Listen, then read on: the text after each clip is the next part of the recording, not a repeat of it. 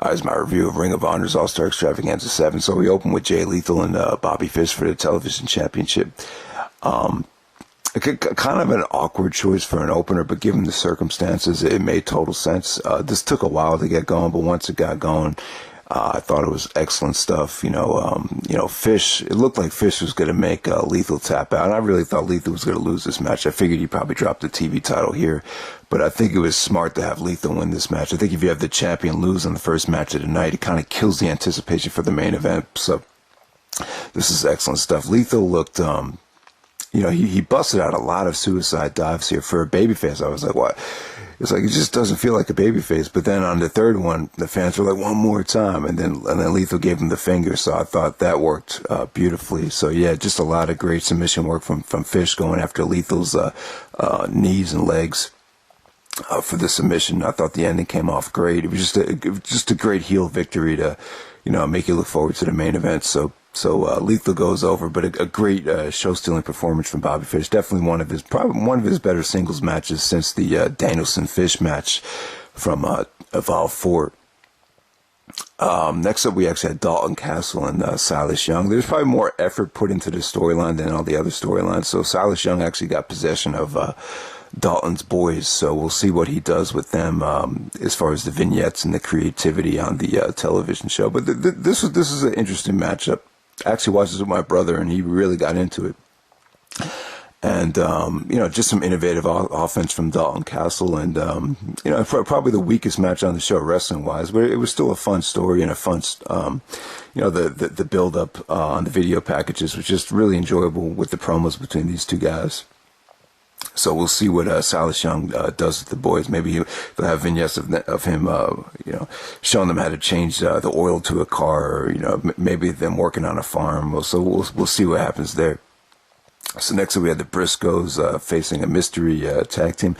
Ended up being the All Night Express, which is a nice, pleasant surprise. It just seemed like, it's been such a long time since we've seen him, so it seemed like there was a little bit of a disconnect with the fans. I'm not a huge Red Titus fan, but it was nice to see Kenny King back, man. I think Kenny King could have a great singles push this time in Ring of Honor. Last time when he left, Jim Cornette was still there. He was really upset with the Sinclair executives with the promotion of the television show. So there's a lot of bad blood there. So I'm kind of surprised that Kenny King came back. But, them and the Briscoes, they had a huge feud in 2011. So this wasn't as bloody and as crazy as those matches. But this was just nice, solid stuff between these teams. Surprisingly, All Night Express actually went over. So maybe there's some huge plans for them. So there we go with that. Next up, we had the no disqualification match. We had Moose and Cedric Alexander.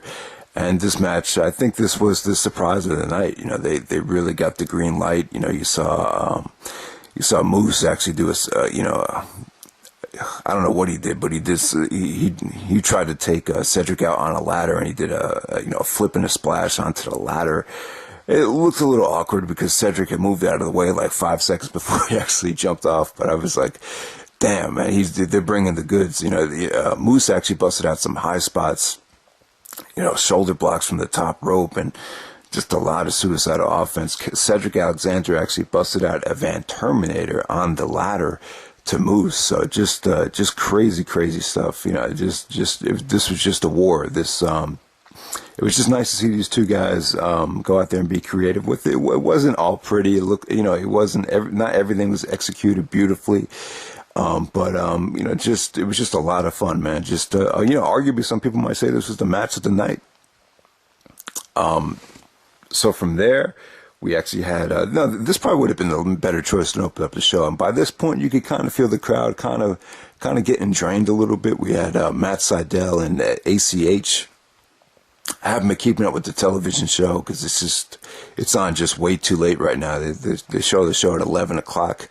So, but apparently Matt Sydal and ACH are having, either best of 5 series or best of, I don't even know. But, with this match right here, it took a while to get going. And I would say that you would love this match if you're an ACH fan.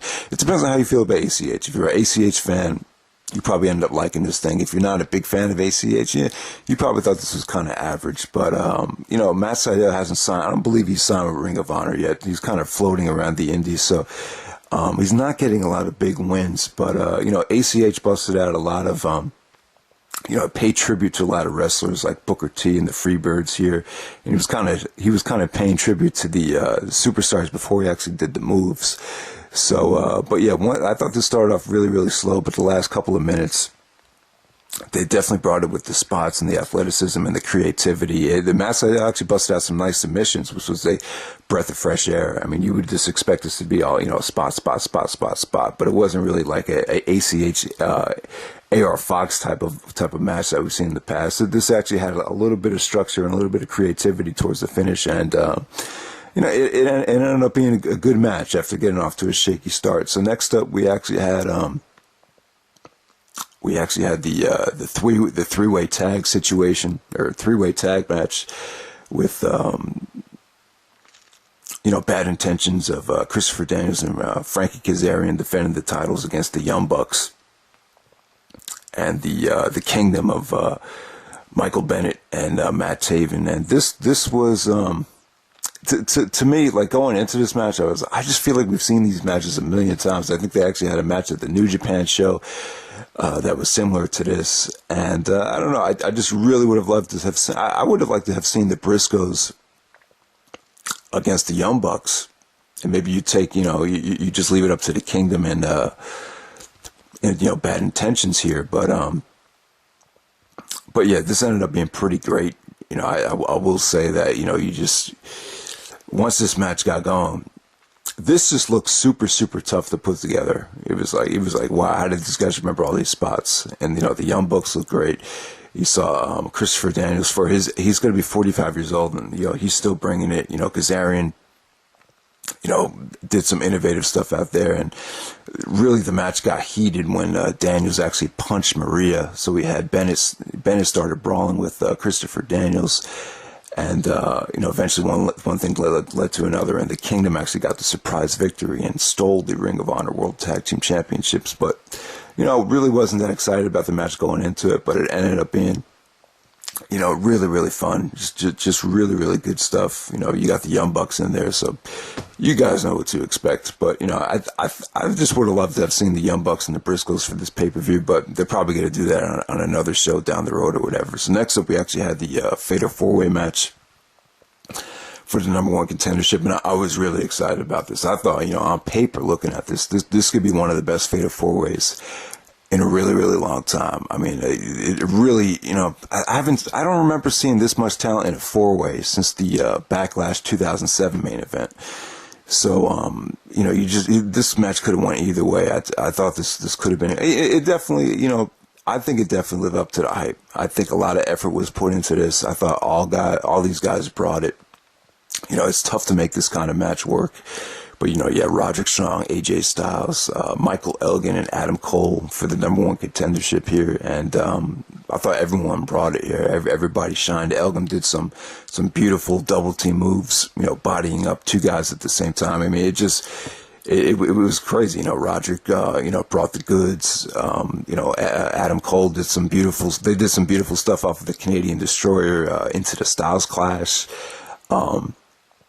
Just great stuff. The ending was a pleasant surprise with AJ going over with I believe he pinned Adam Cole with the Styles Clash to get the victory here. But all these guys looked incredible. I think this is a match you can watch over and over again. It just really, really good stuff. I think 4-ways are really could be awesome, but you need, every single guy needs to be at the top of their game. And you have to have the talent to pull it off. And I thought the elements here are really, really intriguing.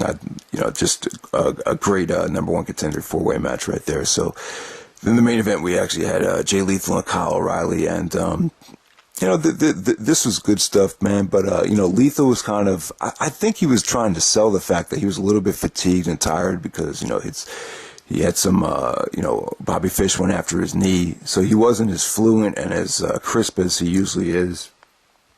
O'Reilly pretty much dominated the offense here. And I thought these guys had a good match, but it didn't really reach, the expectations. I figure, Kyle O'Reilly's first main event match, this probably could have been, a classic, but, booking issues kind of held it back from being that.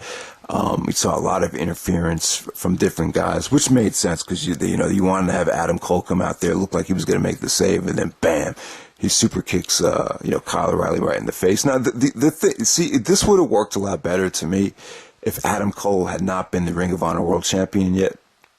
But he's already won the ROH World title, so why should he give a shit if Kyle O'Reilly wins the belt at this point, But it's cool that they're going back to Adam Cole and Kyle O'Reilly. It's cool. The other problem was I don't really think Adam Cole really established himself as a babyface. If you really hadn't been following the product that closely, I almost forgot. I didn't really even see it when Adam Cole turned face officially.